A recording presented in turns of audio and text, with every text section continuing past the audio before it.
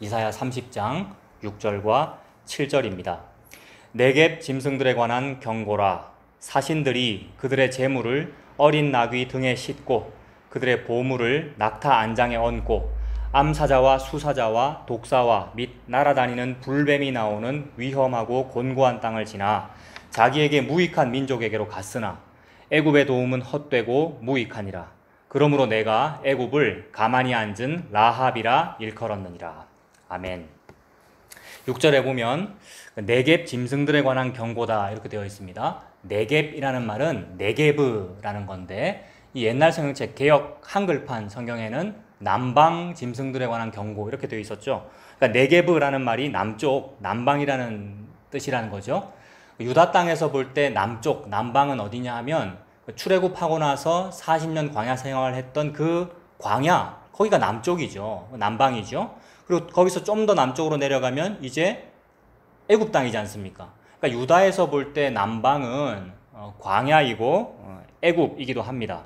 그러므로 여기서 나오는 이 짐승들이라는 것은 바로 그 애굽을 의미하기도 하고 또는 광야에 사는 그 사자, 그러니까 오늘 본문에 나온 암사자나 수사자나 아니면 다른 짐승들, 불뱀이나 독사 이런 것들을 의미하기도 합니다. 그런데 과연 그런 동물들, 그런 짐승들만 짐승일까요? 진짜로 누가 과연 짐승일까요? 사람의 말을 못 알아들으면 그게 짐승이고 알아들을 수 있으면 사람입니다. 요즘에는 짐승도 사람 말을 잘 알아듣습니다.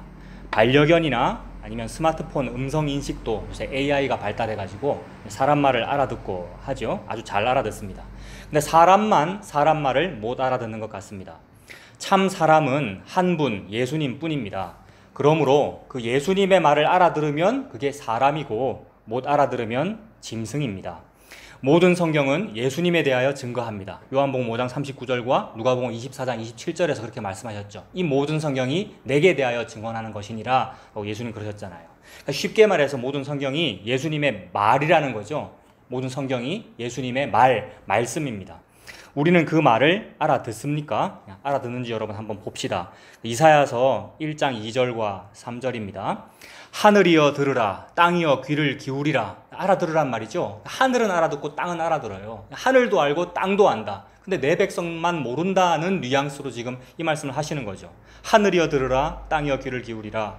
여호와께서 말씀하시기를 내가 자식을 양육하였거늘 그들이 나를 거역하였도다.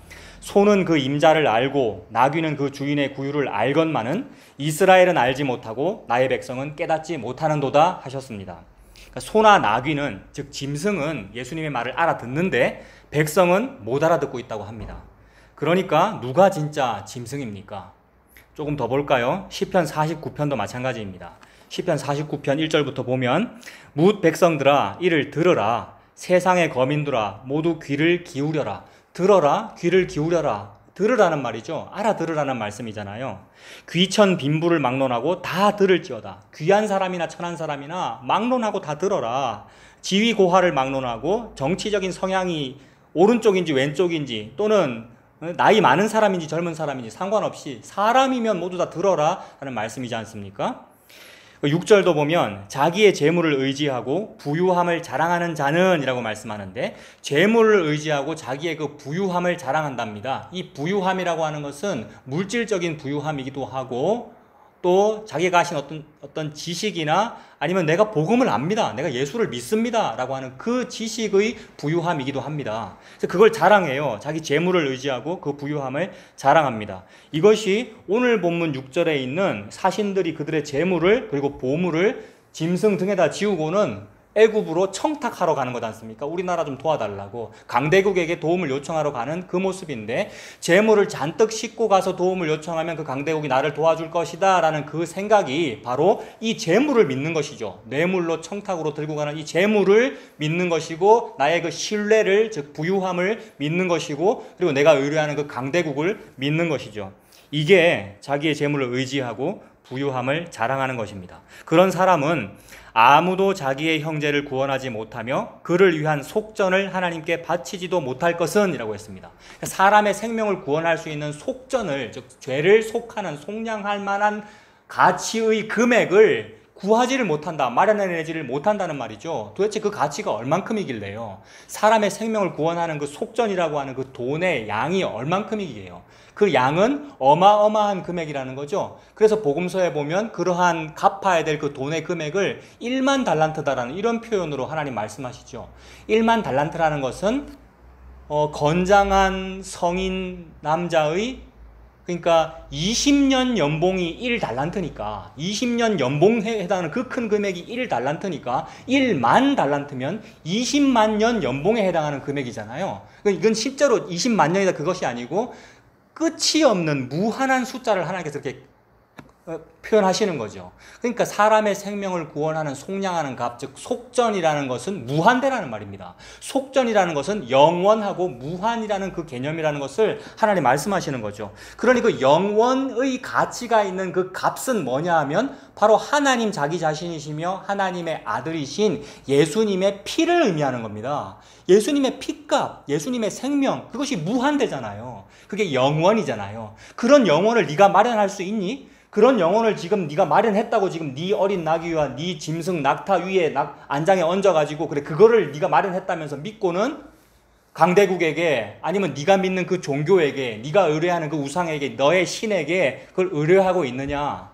너는 그것을 해낼 수 없다. 왜냐하면 그 피값을 우리는 마련해낼 수가 없으니까요. 우리 것이 아니니까요. 그래서 아무도 자기의 형제를 구원하지 못하며 그를 위한 속전을 하나님께 바치지도 못할 것은 그들의 생명을 속량하는 값이 너무나 엄청나서 영원히 마련하지 못할 것임이니라 이렇게 말씀했습니다. 그러니까 너무나 엄청나니까 20만 년 연봉보다도 크니까요. 그래서 너무 엄청나서 영원히, 여기에 영원이라는 개념이 나오잖아요. 그러니까 무한대라는 말이죠.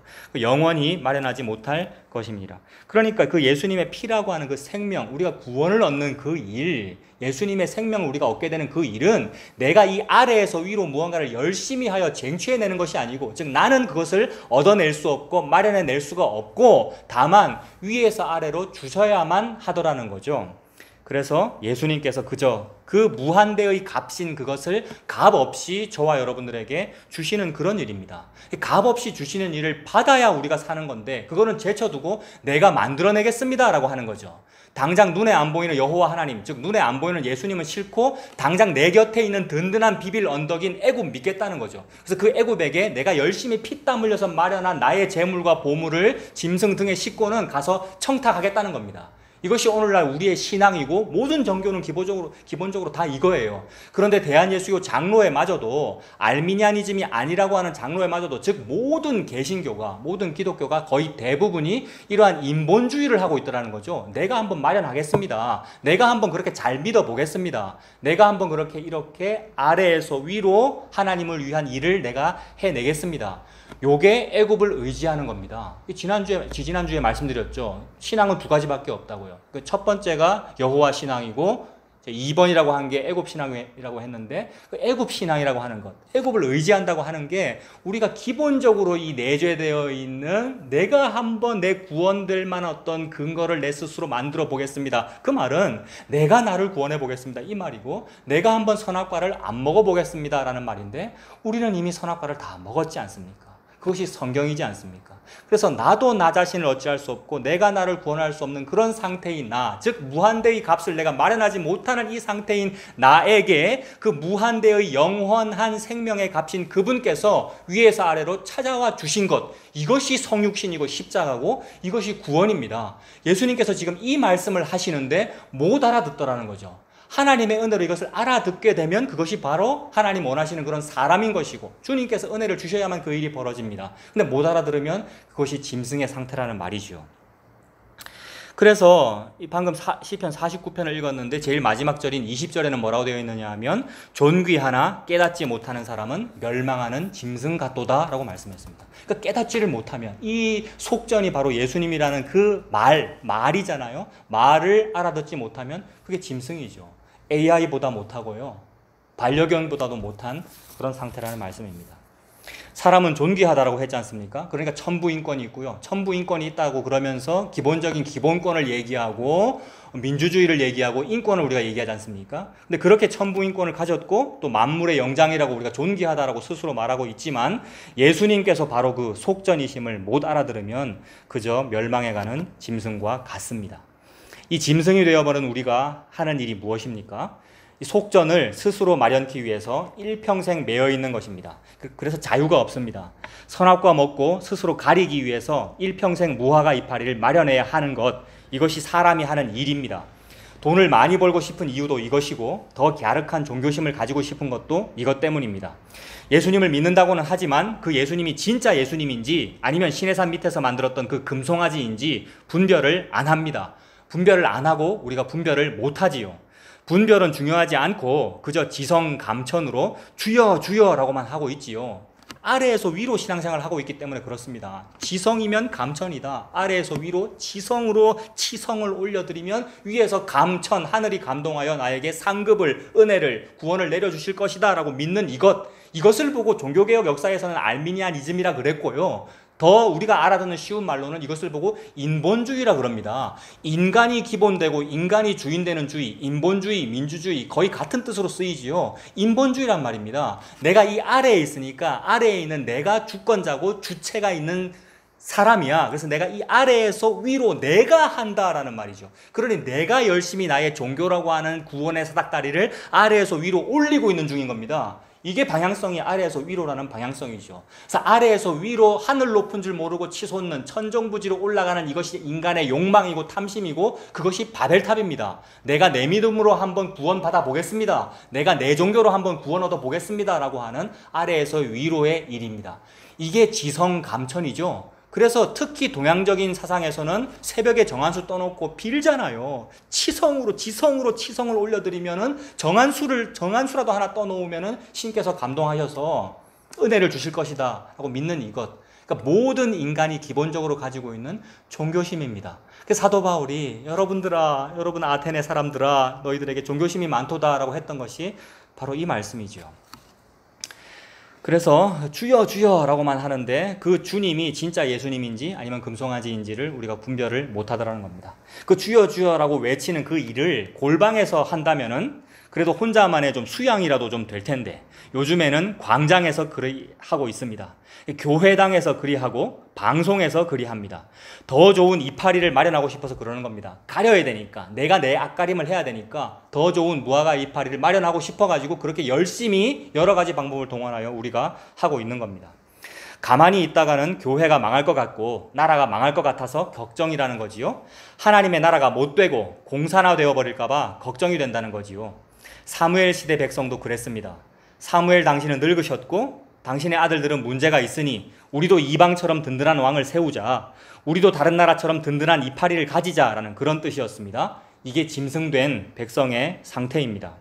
무화과 이파리는 우리가 스스로 입는 것이고 가죽옷은 하나님이 지어 입힌 것입니다. 창세기 3장 21절의 말씀이죠. 하나님께서 무화과 이파리로 가리려 하는 우리 아담과 하와 즉 나에게 가죽옷을 지어 입히시니라 라고 했지 않습니까?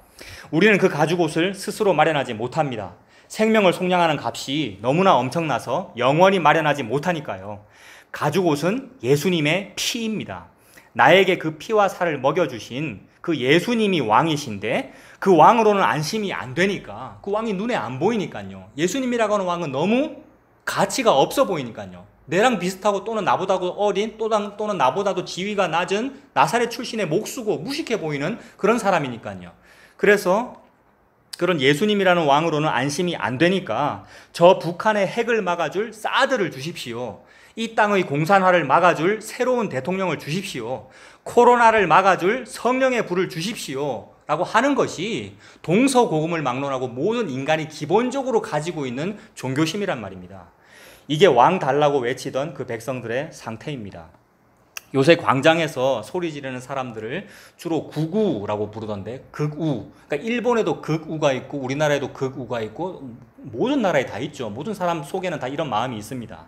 그런데 그 극우든지 아니면 보수든지 진보든지 아무 상관이 없습니다. 전부 다 사실은 같은 말을 하고 있습니다. 다 민주주의를 말하는 거거든요. 다 민주주의를 말하는 것이고 인본주의를 말하는 거지 않습니까? 그 말은 예수 당신 왕하지 마라. 내가 왕할 거다. 우리가 의견을 모아 다수결이면 우리 말이 맞다라는 거잖아요. 그게 인본주의고 민주주의이지요.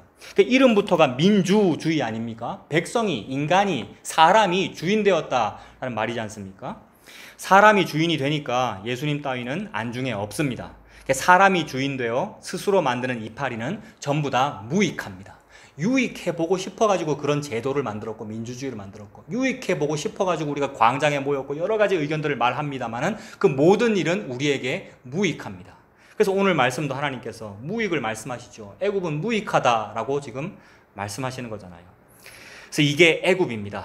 그 애굽은 무익한데 혹시나 유익이 있을까 싶어서 미련을 못 버리죠. 아수르가 압박을 해오자 강대국 애굽을 의지하는 겁니다. 그 당시에 이 유다 땅 바로 근처에 있는 그 애굽보다도 더 좋은 무화과 이파리는 없었습니다. 여러분 정치적인 상황과 경제적인 상황에서 가장 괜찮은 나라가 어딜까? 지금 우리나라가 할 수 있는 국방력과 외교력과 경제력을 가지고 어떠한 청탁할 만한 재물을 준비해서 그것을 했을 때 가성비가 제일 좋고 통할 만한, 그래서 사신들이 서로 왔다 갔다 하는 거잖아요. 그래서 중국의 사신이 지금 어제도 해운대에 왔다 갔고요. 우리의 서훈 안보실장입니까? 요 부산에 와서 지금 만나고 그렇게 했잖아요. 바로 어제 아닙니까? 이런 일들이 있는 것이 가장 가성비가 좋고 가장 서로 교류하여서 큰 이익을 볼 만한 나라들과 우리가 그렇게 청탁을 하는 거잖아요. 아니할 수 없는 상황 아닙니까? 그러니까 유다의 입장에서는 그 당시에 애굽이 그랬다는 거죠. 애굽에게 우리가 조금만 재물과 보물을 가득 들고 가가지고 조금만 우리가 의뢰를 하면 도와줄 것 같은데, 그래서 아수르를 무찌러 줄 것 같고, 그리고 점점 신흥 바벨론이 좀 올라올 건데 이제 앞으로 어떻게 우리가 좀 살아남아 볼까라고 고육지책을 내고 있는 중이죠. 그러니까 제가 지금 하는 말은 뭐냐 하면 우리라고 안 그랬겠느냐는 겁니다. 우리가 그 당시의 백성이라면 안 그랬겠느냐는 겁니다. 극소수의 참 선지자만 그거 틀렸다 그랬고, 대부분의 신학교 나온 목사님들이, 대부분의 그 당시의 선지자들이 자기가 참 선지자라고 하면서 애굽 의지하는 게 맞다 그랬고, 하나님 더 잘 예배하고 바알과 아세라를 더 잘 섬기면 아수르한테 안 망한다, 바벨론한테 안 망한다, 우리는 포로 잡혀가지 않는다, 이런 말을 하는 사람들이 850명의 거짓 선지자들이었고 그 당시에 대부분의 의견들이지 않았습니까? 근데 그게 다수결이죠. 그 다수결로 하고 있는 거죠. 그러니까 그때나 지금이나 당시에 그 애굽보다도 더 좋은 무화과 이파리는 없었습니다. 그러니까 우리도 그 당시 백성이었다면 그 애굽을 의지했을 겁니다. 그러니까 우리가 곧 짐승이나 마찬가지입니다. 그런 짐승들에게 지금 하나님께서 경고하시는 겁니다. 6절을 보십시오. 6절에 네겝 짐승들에 관한 경고다 이렇게 말씀했습니다. 네겝이라고 했으니까 바로 그 애굽이 짐승이라는 뜻이기도 하고, 예수님과는 말이 안 통하고 애굽하고는 말이 통한다 이러면 말 통하는 나도 뭡니까? 애굽과 똑같은 짐승이라는 얘기죠. 그러니까 애굽이라는 짐승과 나라고 하는 짐승에게 지금 경고하시는 겁니다. 근데 하나님은 너무 재미있습니다. 이 재미있단 말은 무슨 뜻이냐면 이 말씀을 문자에 담아서 하시느라고 우리에게 그 문자를 통하여 어떤 때는 언어 유희를 하시고 어떤 때는 위트 있게 전달하십니다. 문자라고 하는 것은, 언어라고 하는 것은 하나님의 말씀을 다 못 담아내거든요. 다 못 담아내기 때문에 함축적으로 말씀하시는 것이고, 다 못 담아내기 때문에 알아듣게 하고 싶은 사람만 알아들으라고 그러한 표현들 사용하는 거거든요. 그러니까 시적인 감각이 있는 사람은 시인의 시어를 알아듣죠. 근데 어떤 사람은 저게 무슨 시냐, 저게 무슨 노벨상 받을 만한 문학작품이야, 우리가 이렇게 보잖아요. 그러니까 못 알아들으면 그렇게 되잖아요. 근데 하나님께서는 알아듣게 하고 싶은 사람에게 알아듣게 하시려고 어떤 때는 못 알아듣게 말씀하시고, 어떤 때는 비유로 말씀하시고, 어떤 때는 함축적으로 말씀하셔요. 이런 표현은 지금 위트를 사용하신 것으로 저는 느껴져요. 그래서 네겝 짐승들에 관한 경고다라고 말씀하시는데, 이 경고라는 말의 히브리어의 뜻은 뭐냐 하면 짐이라는 뜻입니다. 짐, 화물, 짐. 그러니까 이게 선지자에게 예언, 즉 경고가 주어진다는 것은 뭐냐 하면 그 선지자가 그 바른 말을 하지 아니하면 짐이 되어 짐에 눌려 죽을 것 같은 겁니다. 그래서 내가 다시는 이 말 안 할 거야, 예레미야 그렇잖아요. 내 다시는 이런 말 안 할 거야 라고 하면 속에서 뜨거운 것이 올라와서 참을 수 없어서 또 말합니다. 또 말하면 또 매맞고 또 그 시위대 뜰에 갇히고 또 그런데도 그래도 또 말해야 됩니다. 이게 선지자에게 짐이기 때문에 그렇죠. 그 짐을 지고 있으면 내가 눌려서 죽어버리는데, 근데 말해버리면 이 짐을 선포한 것이 되어 해방을 얻는, 자유를 얻는, 몸은 감옥에 갇혀도 자유를 얻는, 이것이 사도 바울의 상태이고 이것이 사도들의 상태이고 참 선지자들의 상태이죠. 하나님 그 말씀하시는 겁니다. 그래서 경고라는 말은 짐이라는 뜻이고 동시에 아까 위트라 그랬죠. 하나님께서 위트를 가지고 알아들으라고 말씀을 하시는 건데, 조금 전에 짐승이라고 얘기했고 뒤에는 경고다라고 했으니까 짐이라는 뜻입니다. 짐승의 등 위에 짐을 얹어놓고 무언가를 하고 있는 장면이잖아요. 지금 바로 다음 장면 보세요. 사신들이 그들의 재물을 어린 나귀 등에 싣고 그들의 보물을 낙타 안장에 얹고라는 얘기잖아요. 그러니까 하나님께서 지금 얼마나 이게 위트 있게 표현하시는 거예요. 야, 이 짐승들아, 이 사신들아, 이 이스라엘 백성들아, 그리고 애굽들아, 어제로 치면 중국아, 중국 사신아, 우리로 치면 우리 대한민국의 정치가야, 대한민국의 백성들아 라는 얘기죠. 그들이 짐승이라는 말입니다. 그들이 자기가 짐승인 줄도 모르고 자기가 키우는 가축, 자기가 키우는 짐승인 어린 나귀와 낙타 등에다가 짐을 지우고 있는 거죠. 무슨 짐요? 내가 갸륵하게 준비한 내 재물과 보물을요, 청탁하려고, 뇌물로 바치려고 이 뇌물을 내가 키우는 짐승 등에 얹고 있습니다. 그것도 어린 나귀에게요. 좀 튼튼한 나귀한테 하지. 그 짐을 질 힘도 없는 어린 나귀에게 지어놓고 가자, 너는 할 수 있어, 하면 된다, 적극적 사고방식을 가져라, 가자, 이것만 우리가 해내면 우리가 부국강병을 이룰 수 있다. 이게 희망 고문이지요. 다리가 후들후들거리는 어린 나귀에게는요 죽을 맛입니다. 그 말은 우리가 바로 그 어린 나귀다, 우리가 바로 그 어리석고 힘없고 자기 앞가림을 하지 못하는 우리들이다, 니들이 짐승이다 라는 말씀입니다. 하나님은 그 어린 나귀 같은 이 힘없는, 팔다리 힘없는 나에게 짐을 지우지 않으시는데, 우리는 우리 스스로에게 짐을 지우고 우리 스스로인 어린 나에게 짐을 지워서 이 짐 잘 지면 우리가 애굽의 도움을 받을 수 있어, 그럼 우리가 구원 얻을 수 있어 라는 말을 하고 있는 것이 종교의 상태고, 심지어 우리 개신교가 이 일을 너무나도 열심히 하고 있으니 이게 짐승의 상태다 라는 말씀입니다. 그래서 우리가 그 재물과 보물을 어린 나귀 등에 싣고 낙타 안장에 얹고, 그리고 하나님 계속해서 위트를 말씀하십니다. 그 다음에도 계속 짐승이 나오잖아요. 무슨 짐승요? 아까 광야에 사는 짐승도 짐승이라 그랬잖아요. 그러니까 암사자와 수사자와 독사와 및 날아다니는 불뱀이 나오는 위험하고 곤고한 땅, 이 광야를 의미하는 거죠. 40년 생활했던 그 땅을 말하는 겁니다. 간조한 땅이라고 표현하던 바로 그 땅을 말씀하는 겁니다. 거기에 짐승들이 살잖아요. 그러니까 짐승인 내가 내 짐승에게 재물, 즉 짐을 지운 다음에 이 짐을 즉 내가 지고 지금 가고 있는 중이죠. 그러면서 짐승들을 지나서 가고 있는 겁니다. 그 암사자와 수사자와 불뱀과 독사를 지나서 또 짐승에게 가고 있는 겁니다. 애굽도 짐승이니까요. 옛날에는 그 애굽에게서 탈출하여 요 광야의 짐승들을 통과하여 약속의 땅으로 들어왔는데 이제 거꾸로 가고 있는 거죠. 다시 이 짐승들은 지금 구경하고 있을 거예요. 광야의 간조한 땅에 사는 암사자와 수사자와 불뱀과 독사들이 아주 의아해하면서 구경할 거라고요. 야, 쟤네들이 옛날에 애굽에 탈출해서 좋다고 저쪽으로 갔는데 내가 구경해도 정말 박수치고 좋은 일이었는데 왜 쟤네들이 거꾸로 다시 가고 있지? 나는 짐승인 내가 봐도 이해가 안 되는데 쟤네들은 짐승보다 못하다라고 이 광야의 암사자, 수사자, 독사, 불뱀들이 구경하고 있을 거라고요. 이게 지금 발람의 나귀의 상태잖아요. 발람의 나귀는 예수님을 알아보는데 발람은 못 알아보는 이 상황이잖아요. 그러니까 발람의 나귀가 말을 하잖아요. 그러니까 짐승은 사람 말을 알아들어요. 짐승은 참 사람인 예수님의 말씀을 알아듣는데 사람이라고 하는 만물의 영장이라고 하는 우리는 지금 못 알아듣고 있더라는 거죠. 광야에 그 짐승들이 손가락질 할 만합니다. 광야에서 이 짐승들이 실제로 다 보고 있었죠. 신명기에 나오는데 신명기 8장 14절에 보면 신명기 8장 14절부터 제가 읽어보겠습니다. 여호와는 너를 애굽 땅 종되었던 집에서 이끌어내시고, 이게 지금 십계명 서문이기도 하고요. 이 14절과 똑같은 구절이 십계명 서문이기도 하고 하나님의 구원을 말씀하시는 거잖아요. 여호와께서 너를 어린 양 유월절의 피로 인하여 너를 애굽 땅 종되었던 곳에서 약속의 땅으로 언약으로 인도해내셨다라는 말씀이죠.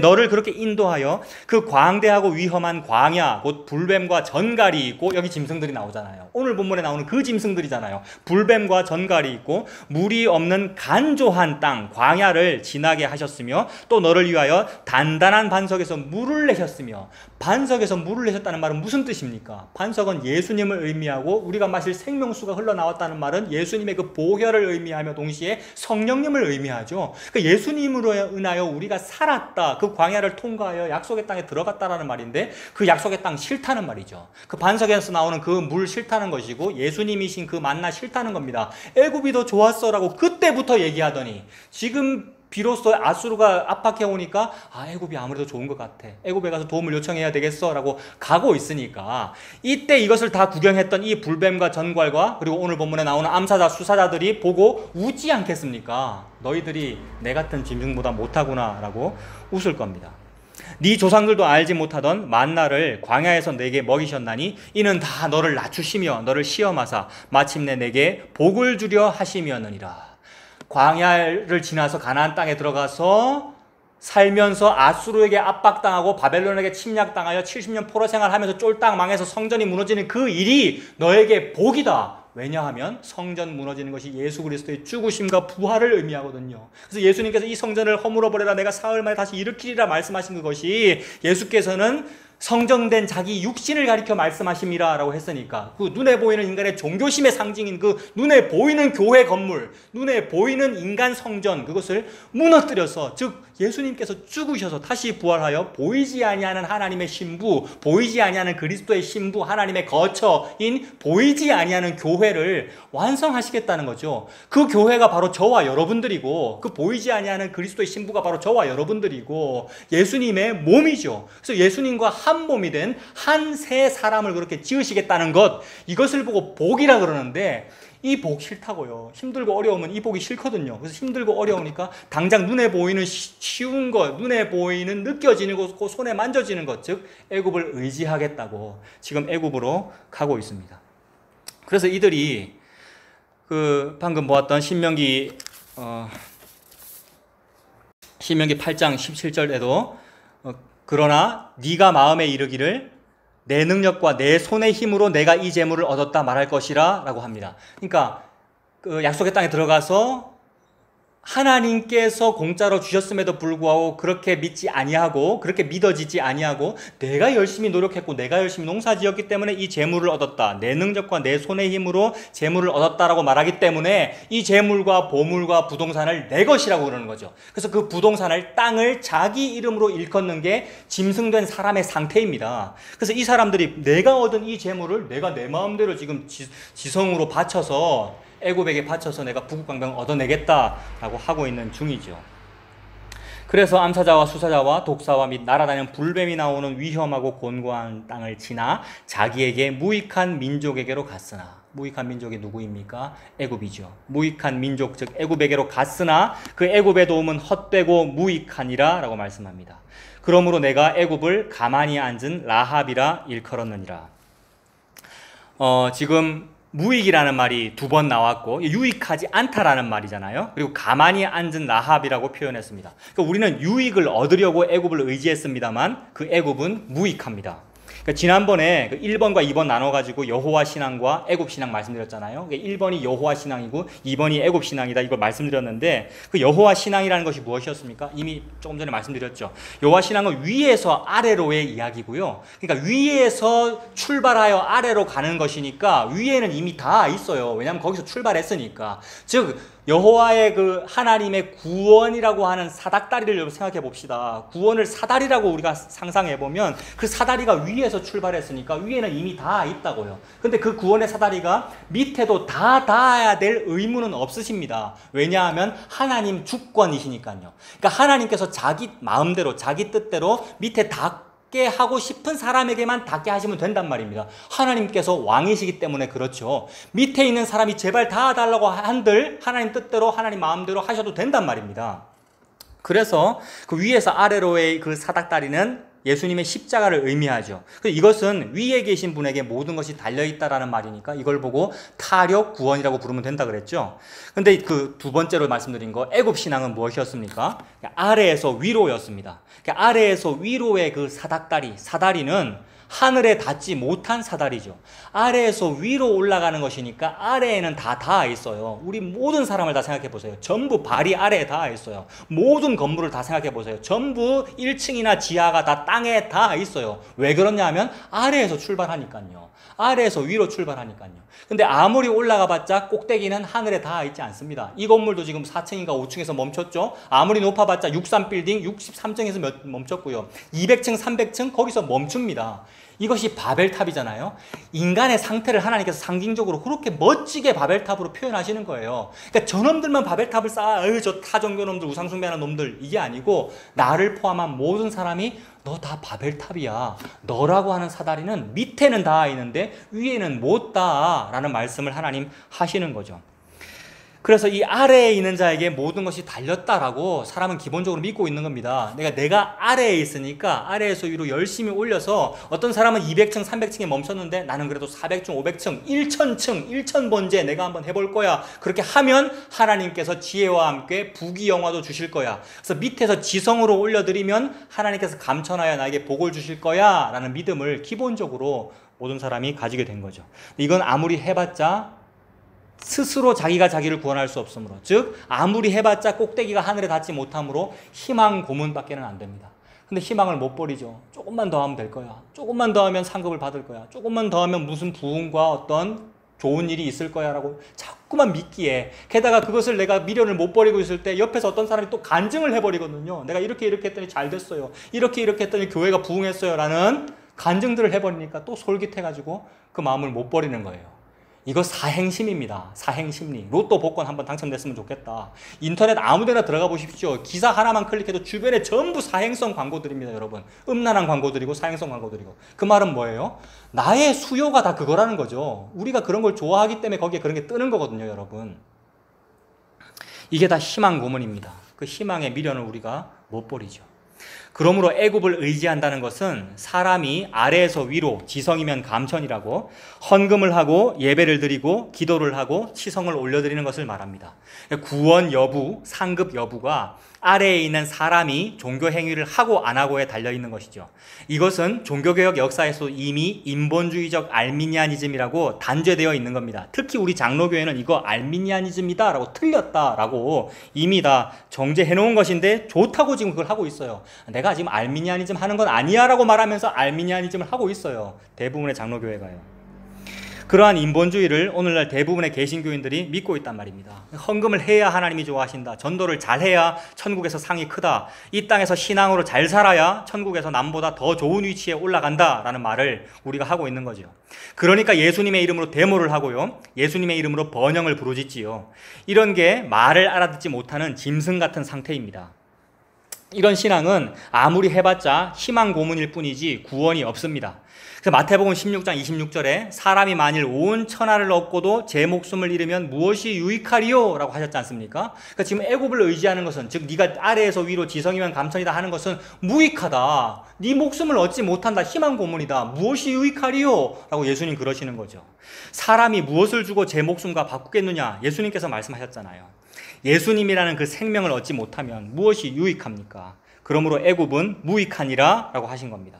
그리고 그 애굽을 가만히 앉은 라합이라고도 하셨지요. 우리말로는 발음이 같아서 그렇지 그 여리고 기생 그 라합하고는 다릅니다. 우리말로는 라합 발음이 같지만 이 라합은 그 성경의 사탄의 상징인 리오야단을 의미하고, 그러니까 애굽이 사탄적인 존재다라는 뜻으로, 짐승이다, 사탄적인 존재다라는 뜻으로 애굽의 별명을 라합이라고 부르신 거거든요. 그러니까 여리고 기생 라합하고는 우리말로만 발음이 같지 실제로는 다릅니다. 그 애굽의 별명을 라합이라고 부른 겁니다. 그 라합을 가만히 앉았다라고 표현하신 것은 그 불국사의 불상이 실제로 그렇잖아요, 여러분. 절에 가면 불상이 가만히 앉아 있잖아요. 근데 가만히 앉아 있는 것은 내가 만들었기 때문이죠. 내가 만든 것이 어떻게 움직입니까? 내가 만든 것은 석상이고 목석이잖아요. 그래서 가만히 앉았다라는 말은 아무 일도 하지 못하고 가만히 있는다, 우상일 뿐이다, 무생물일 뿐이다 라는 뜻으로 하나님께서 가만히 앉았다라고 말씀하시는 거죠. 그 앞에서 아무리 기도를 하고 헌금을 드리고 치성을 올려드려도 아무것도 하지 못하는 그저 우상이라는 말이죠. 그런 걸 믿는 게 애굽 신앙이고 인본주의입니다. 그게 알미니안입니다. 그런데 오늘날 대부분의 개신교인들이 신앙생활을 그렇게 하고 있습니다. 그러면 지금 어떻게 하라는 말입니까? 뭘 어떻게 하라고 지금 제가 이 설교를 하고 있는 겁니까? 어떻게 하긴요. 성경에도 그렇게 묻는 사람들이 있었죠. 어떻게 해야 됩니까? 라고 묻는 사람들이 있었습니다. 근데 그거 당연한 질문입니다. 오늘 이런 설교를 들으면 그래 알미니아니즘이 뭔지도 알겠고 애국 의지하지 않아야 되는 것도 알겠는데 그래 어떻게 하란 말입니까? 라고 의문이 나와야 되는 것이 마땅하죠. 그래서 어떻게 하여야 구원을 얻으리까? 라고 성경은 물었습니다. 그래서 성경이 뭐라고 답하십니까? 주 예수를 믿으라. 그리하면 너와 내 집이 구원을 얻으리라. 성경께서 이렇게 답하시죠. 말씀께서 그렇게 답하십니다. 그 주 예수를 믿는다는 게 뭡니까? 예수님께서 우리에게 오셔서 하신 말씀이 무엇입니까? 마태복음 11장 28절에 수고하고 무거운 짐진 자들아 다 내게로 오라. 내가 너희를 쉬게 하리라. 이렇게 말씀하셨죠. 수고하고 무거운 짐진 자들아 다 내게로 오라. 내가 너희를 쉬게 하리라. 이렇게 말씀하셨어요. 우리가 무슨 짐을 졌는데요? 오늘 우리가 짐진 이야기를 지금 하고 있지 않습니까? 제목이 짐승들에 관한 경고였는데 이 경고가 짐이었잖아요. 그러니까 짐승의 등에 어린 나귀와 낙타인 내가 짐지고 있는 일에 대한 관한 이야기라고요. 그러니까 너는 짐을 지고 있어. 네가 지금 짐지고 있는 줄도 모르겠니? 그러면 짐승보다도 못한 상태야. 짐승은 짐 지어놓으면 힘들다고 자기 주인한테 말은 하는데 니는 지금 안 힘들다 그러고 더 심한 고문을 받아가지고 더 쾌락을 느껴가지고 더 짐을 많이 지어주세요. 제가 더 열심히 하고 제가 이 사명을 감당할게요. 그 사명은 예수님이 주신 게 아니고 우상이 준 것인데도 불구하고 하고 있으니까 그런 상태라고 지금 말씀하시는 거죠. 그런 우리들에게, 그런 나에게 이 수고하고 무거운 짐승아, 짐진 사람들아 내게로 오라. 내가 너희를 쉬게 하리라 라고 말씀하시는 거죠. 요 말씀을 듣는 것, 이 말씀을 믿는 것이 그게 예수님 믿는 거죠. 주 예수를 믿으라. 그리하면 너와 내 집이 구원을 얻으리라 라고 하나님 말씀했습니다. 그래서 우리가 지고 있는 그 짐이라는 건 뭐냐 하면 애굽이라는 짐을 지고 있고요. 열심히 해야 된다는 짐을 지고 있습니다. 애굽에게 바쳐야 하는 재물과 보물, 즉 헌금을 지고 우리가 있습니다. 그래서 우리가 그 짐을 지고 있는 내가 바쳐야 되는 재물을 바쳐야 되는 짐승이고 헌금을 드려야 되는 그 짐을 지고 있는 그런 짐승이지 않습니까? 그러니까 애굽에게 헌금 바치려고 우리의 등에 짐을 짊어졌고요. 허리띠 더 졸라맸고요. 힘든데도 우리가 더 열심히 했고요. 어떻게 하면 더 좋은 무화과 이파리를 얻을까 싶어가지고 더 높이, 더 멀리, 더 빠르게, 더 갸륵하게, 더 높이, 더 멀리, 더 빠르게. 이거 올림픽 구호잖아요, 이런 거. 근데 교회가 하는, 특히나 개발도상국에 있는 교회들은 다 국가의 개발 정책과 신앙의 교회를 같이 해요. 그래서 우리나라의 어떤 메가처치가 발달한 역사를 한번 보세요. 우리나라의 교회가 부흥한 역사는 예수님의 은혜도 물론 있겠지만요, 여러분. 평양대붕이라든지 이런 어떤 교회 역사를 보면 하나님의 은혜를 배제할 수 없으나 그러나 우리 인간이 한 모든 일은 전부 개발이라고 하는 그 이념과 괴를 같이 하여 미국의 자본이 그 안에 들어갔고요. 개발이라고 하는 부흥하자, 다시 개척하자, 개발하자, 나라를 재건하자라는 그 이념과 괴를 같이 하여 교회가 덩치가 커졌습니다. 그 내용이 커지고 그 내용이 예수님의 십자가 복음을 믿는 그 믿음이 성장했다면 무슨 말을 하겠습니까? 근데 덩치가 커졌다고요. 외연이 확장됐다고요. 그러니까 건물에 집중하죠. 그러니까 그렇게 건물이 많죠, 여러분. 이것은 성장이 아니고 부흥이 아닙니다. 바벨탑만 열심히 쌓았던 것뿐입니다. 그래서 이 올림픽 구호 같은 그 더 높이, 더 멀리, 더 빠르게 교회 부흥도 그렇게 시켰고요. 신앙생활도 그렇게 무한 경쟁으로 했고 무한 도전으로 신앙생활을 했습니다. 이것이 수고하고 무거운 짐입니다.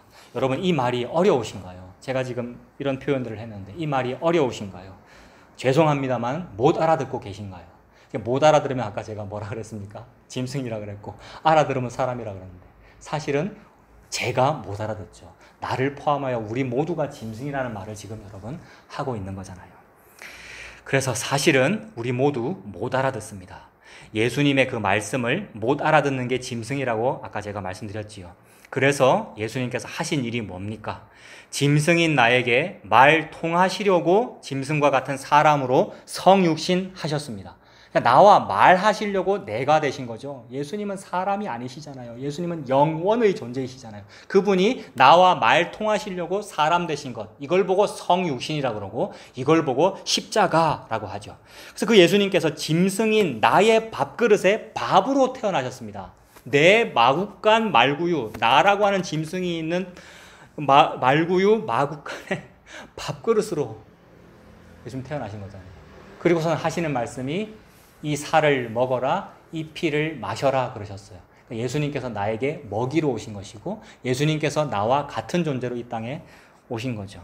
나와 말 통하시려고 그렇게 하셨습니다. 죄인의 몸을 입으셨고요. 나와 동류가 되셨습니다. 나와 같아지셨다는 표현이죠. 나와 동류가 되셨다는 말이 범법자와 동류가 되셨다는 성경의 표현입니다. 그래서 내게로 오셨습니다. 이게 위에서 아래로이죠. 위에 계신 그분께서 위에서 영원을 뚫고 나에게로, 이 유한의 상태인 나에게로 찾아오신 것, 그것이 성유신이죠. 그렇게 오셔서 예수님께서 막 어려운 신학 용어 쓰시고 막 어려운 설교, 막 저같이 막 못 알아듣는 설교 막 그렇게 하셨으면 아무도 못 알아들었을 텐데 예수님 그렇게 말씀 안 하셨어요. 예수님 어떻게 말씀하셨죠? 갈릴리 어부들에게 갈릴리, 그러니까 아람어 갈릴리 방언으로 말했습니다. 그 말은 학교도 못 다니고 아주 무식한 말만 쓰며 또 우리식으로 말하면 무슨 경상도 사투리를 막 아주 투박하게 쓰고 있는 사람에게 예수님께서 진짜로 경상도 출신이 되셔가지고 나사렛 사람이잖아요. 예수님께서 나사렛 출신이라는 말이거든요. 그러니까 나사렛 말 썼거든요. 아람어 갈릴리 방언. 그러니까 예수님께서 경상도 사투리를 아주 투박하게 시장바닥 용어로 나에게 복음을 말씀하시더라는 거죠. 알아듣게 하시려고 그렇게 하신 거지 않습니까? 그런데 그렇게 해도 못 알아듣습니다, 여러분. 그렇게 해도 제자들이 못 알아들었잖아요. 갈릴리 어부들이 알아듣는 것 같은데 못 알아듣잖아요. 못 알아듣으니까 배신하게 되고요. 그 누구를 말하는 겁니까? 짐승이 나를 말하는 거죠. 내가 그토록 못 알아듣더라는 말이죠. 근데 그럴 때 예수님께서 하시는 일이 뭡니까? 그 못 알아듣는 나를 품고 십자가에서 죽으셔서 성령님을 부어주십니다. 그랬더니 우리가 알아듣기 시작합니다. 즉 예수님께서 십자가에 죽으시고 부활하시고 성령님 부어주시니까 예수님의 십자가 죽으심이고 성령님 부어주심이죠. 그러니까 우리가 알아듣기 시작하잖아요. 그러니까 알아듣기 시작하는 그 일을 보고 오순절이라고 역사적으로는 그렇게 불렀고요. 그 알아듣기 시작한 그 일이 난곳 방언으로 듣게 되는 거죠. 내가 난곳 방언, 나는 갈릴리 나사렛 말밖에는 못하는데요. 나는 경상도 사투리밖에는 못하는데요. 이 난곳 방언인데 예수님이, 즉 하나님의 큰 일 말하는 그 로고스 말씀이 나의 난곳 방언으로 들려오더라. 짐승용어로 짐승에게 들려버린 거죠. 못 알아들을 수 없는 거죠. 하나님께서 택한 백성은. 그래서 우리가 알아듣게 된 겁니다. 이렇게 알아듣게 된 것, 이것이 생명이 된 겁니다. 창세기 2장 7절. 하나님께서 생기를 불어넣으시니 생명이 된지나, 즉 우리는 나 스스로를 생명 있는 존재로 내가 나를 만들지 못한다는 말입니다. 외부에서 타력이, 즉 하나님의 구원 역사가 나를 불어넣어 주셔야 내가 생명이 되더라는 거죠. 이게 그림자입니다. 창세기 2장 7절에 생명이 되니라 라는 그 그림자가 되어서 실제로 그 일을 장차 하실 거라는 거죠. 어떻게 하십니까? 이 모든 일을 여러 부분과 여러 모양으로 말씀하셨는데 이 모든 일 마지막에는 아들로 말씀하셨다. 그러니까 아들께서 마침내 우리를 생명으로 만드시겠다는 거죠. 어떻게 하시면 그렇게 됩니까? 아들 예수님께서 십자가에 죽으셔서 그 성령님을, 즉 예수님의 영을 우리에게 부어주시면 우리가 마침내 산다. 짐승이 사람이 된다. 새로 태어나는 거죠. 이걸 보고 거듭난다 그러고, 새로 태어난다 이것을 보고 재창조라 그러고요. 창세기 2장 7절에 생명이 된지라는 첫 번째 창조이고, 우리가 예수 믿게 되어서 예수님의 십자가 복음이 유일한 구원의 보혈입니다라고 믿게 된 이것을 보고 재창조라 그러고, 그걸 보고 예수님 믿는다 그러고, 그걸 보고 당신이 교회가 되었습니다 라고 말하는 거죠. 이걸 보고 거듭났다라고 하고요. 그래서 이것을 보고 한 새 사람이라고 말합니다. 이것이 유일한 은혜죠. 이렇게 예수님 믿게 된 거, 예수님이라고 하는 그 말씀을 알아들어서 짐승이 아니고 사람이 된 거, 이것이 유일한 은혜입니다. 이 은혜를 우리 박 집사님이 카톡에 이렇게 글로 표현하셨더라고요. 이 글을 한번 읽고 오늘 말씀 마무리하겠습니다. 여러분도 다 단체톡에서 받으셨죠? 제가 읽어보겠습니다. 내가 예수를 믿었기 때문에 구원받는 것이 아니라 구원을 받았기 때문에 예수가 믿어진다는 사실, 나로부터 시작해야 된다는 종교 생활에서 주로부터 시작된다는 사실을 깨닫게 해주신 것, 이것이 큰 은혜. 이렇게 글을 쓰셨어요. 여러분, 은혜가 이것밖에 없죠. 이 은혜로 사시는 저와 여러분들 다 되시기를 바랍니다.